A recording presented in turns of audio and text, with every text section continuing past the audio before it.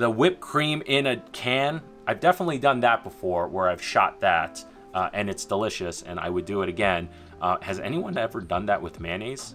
But oh my god, I almost forgot the mayo. This is what makes the dish. Oh, sorry you had to see that. Nobody's allowed to make...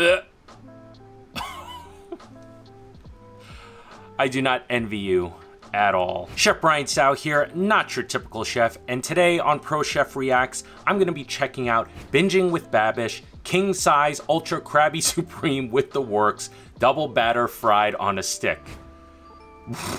Shout out to Paul Legion and the rest of my awesome patrons for their generosity. If you want to support the show further, be sure to check out the link in the description below where it'll take you to my Patreon page. I am doing a giveaway of this official Chef Brian Tsao cutting board. Here, my head's gone now, but yeah, there we go. Got a little rubber hole here so you can hang your cutting board and not damage the wood. You will be getting this exact cutting board.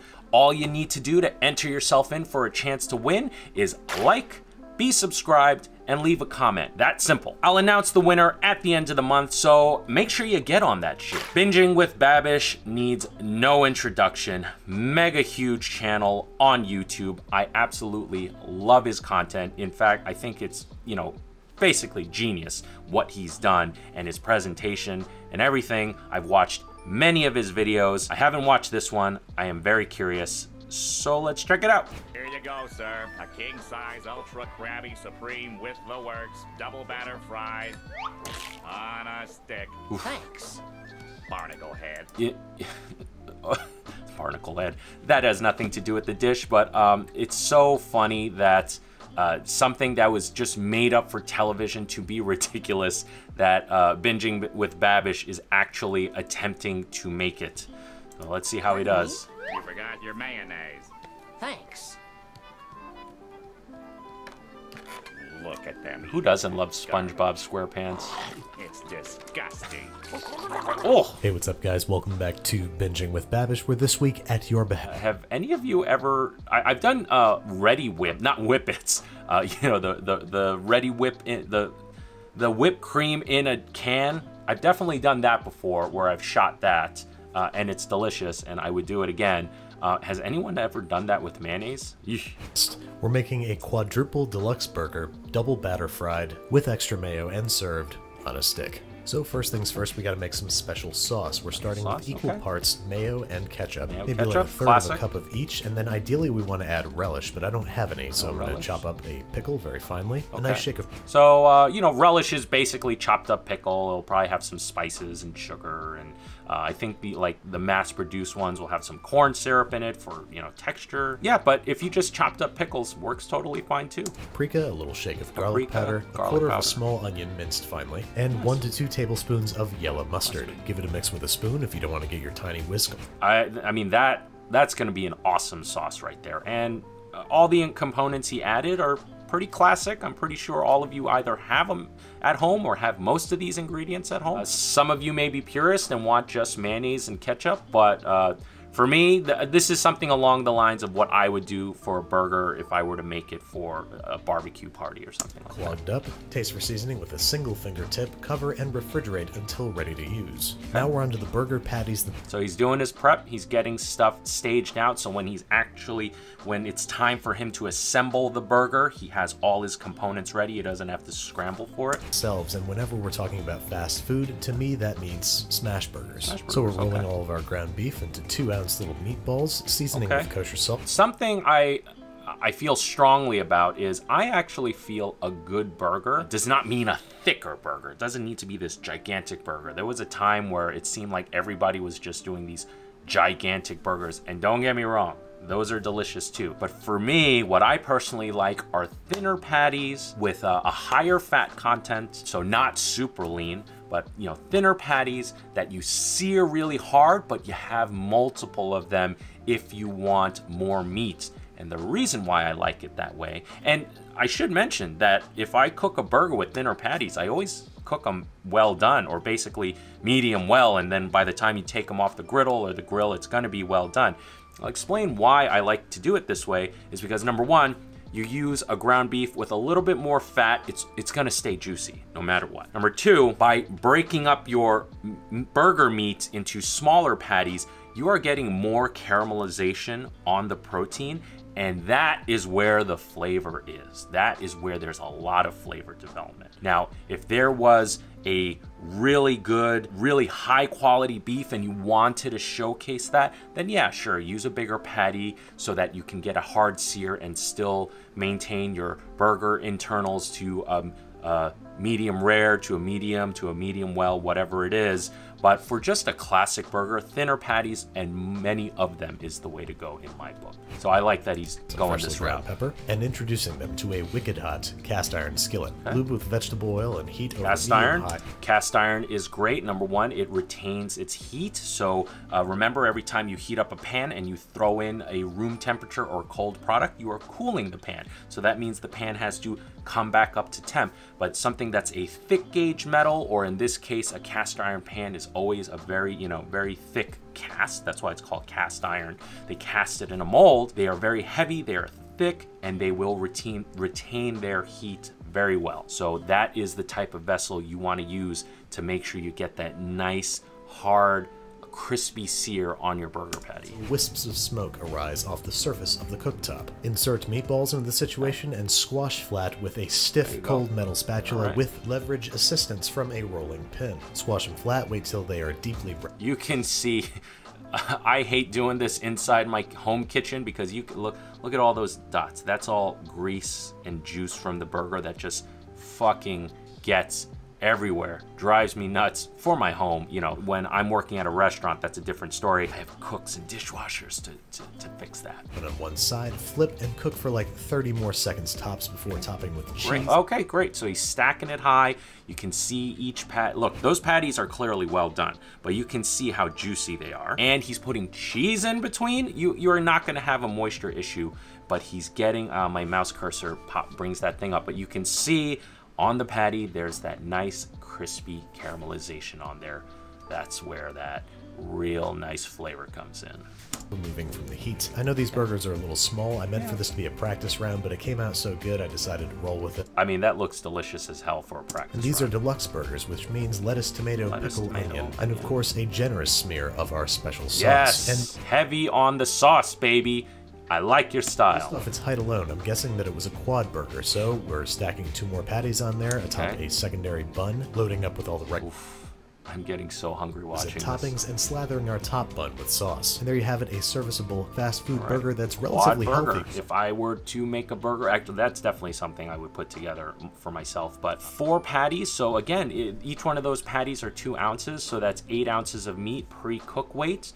That's gonna be plenty of meat. Plenty. And don't forget, you're adding extra cheese because now your burgers are broken up and you're putting a layer in between. This is going to be an amazingly creamy, juicy, cheesy burger.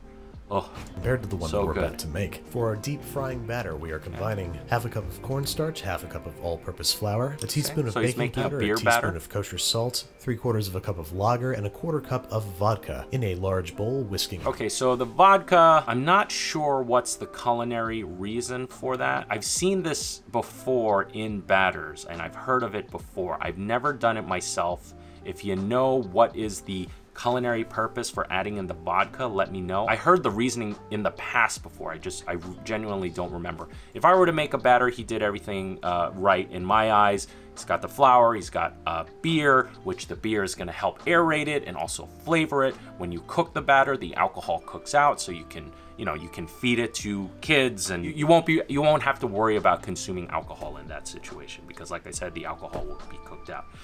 He also put in some, I think, baking powder or baking soda. Again, that's also to aerate the batter so that it's a little bit crispier, it's a little bit more tender, it'll puff up a little bit. Okay, so I was gonna say a concern I have is the burger's cooked, it's just sitting to the side, and now he's making the batter. That burger is gonna be cold by the time he's ready to batter it and fry it. I was about to say that's an issue, and I guess it is still an issue because the patties are hot, so that means that the lettuce is going to wilt and the tomatoes are going to start spewing out a lot of juice. And then when you heat this burger again in the frying process, the pickles and the onions and everything is going to start spewing out moisture and then making a soggy inside product. Now this is not fancy cuisine we're making here. I mean, for fuck's sake, this is something from SpongeBob, but just an observation. Combine so as to not build up too much gluten in the batter. And I forgot this is a Krabby Supreme, so why don't we throw some bacon on there before we... He mentioned he doesn't want to beat the batter too much because then it'll develop the gluten too much. So when you use wheat flour, it has something called gluten. You know, some people are allergic to gluten, some people are gluten sensitive. That has nothing to do with gluten development. They just straight up can't eat the product. However, he is absolutely right. If you keep working the flour or a dough, you're going to strengthen that gluten. It's going to make it stretchier, more tacky, and that's not necessarily what you want in a batter. The batter is just to coat a product so that you can deep fry it. So there's no need to beat it up, and if anything, you don't want a super tacky batter anyway. Pour the whole thing through with a bunch of skewers. Snip off the long ends, and then we are heating 2 quarts of peanut oil to 375 degrees Fahrenheit. While peanut that heats oil, up, it's time to smoke point oil, great for frying, also I great for thought that I would say. The batter should have about the consistency of paint, so feel free to add a little bit of beer if it's too thick, but that's assuming that you'd actually recreate this, which I really hope that you're not. Anyway, we're deep frying this guy for 4 to 6 minutes until it's evenly golden brown and crisp. We're moving to a wire rack set in a rimmed baking sheet and allowing to... Using the skewers was very smart. That was the only way he was going to be able to keep the burger together and from falling apart in the battering process. A little bit before removing the skewers painfully, and then it's time to double batter our burger, something I really never thought I'd say. Be careful, as the only thing holding this thing together is a thin layer of tempura, and then very carefully lower down into the preheated. So the double battering is, you know, that first battering, it's not going to get a consistent breading. You're just getting that first layer, and then by double battering it, the hope is that you're going to get a much smoother texture on the batter, and that would be the main reason for it. You know, the first battering, you're still going to have a lot of exposed spots of the meat and the cheese and whatever else, the bread and all that stuff. So yeah, and also that first battering is going to be very thin. So again, by double battering, you're getting a thicker breading that's gonna, you know, just to look a little better. Oil frying again for 4 to 6 minutes until evenly golden brown and crisp. You know the drill. Use this time to contemplate what life decisions might have brought you to this point, and then we're taking it out and placing it once again. Yeah, you can already see texturally looks much smoother, nicer. Allowing it to drip dry and cool off a bit before we prepare for consumption.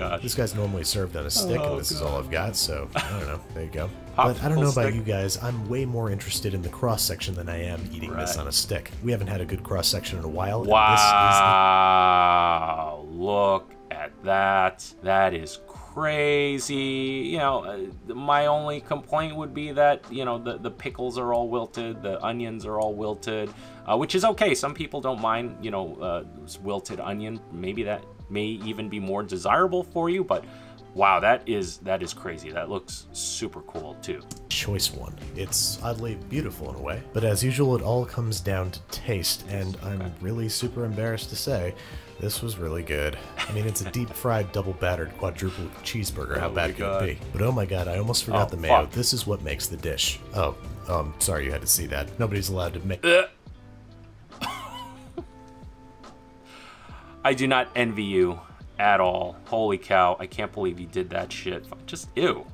A meme of that's illegal. Really fun video. Again, as I mentioned, Binging with Babish, this YouTube channel needs no introduction. He does a lot of cool, fun stuff. This video is no exception. However, as far as his execution, I'm gonna give this a solid 8.5. You know, all the stuff that all the technique that I would have employed to make this product, if I were to ever do it, pretty spot on. Maybe he could have gone with slightly bigger burger patties. That's a minor nitpick, but great stuff, man. Great execution. And I love all the components he put into the burger itself. If he were to just serve me the burger, I would destroy that shit in seconds. And then the fact that he double battered it for the sake of science, for those who need to know what a SpongeBob SquarePants food product would taste like, well, Now you know. Don't forget to enter yourself in for an opportunity to win this official Chef Brian Tsao cutting board.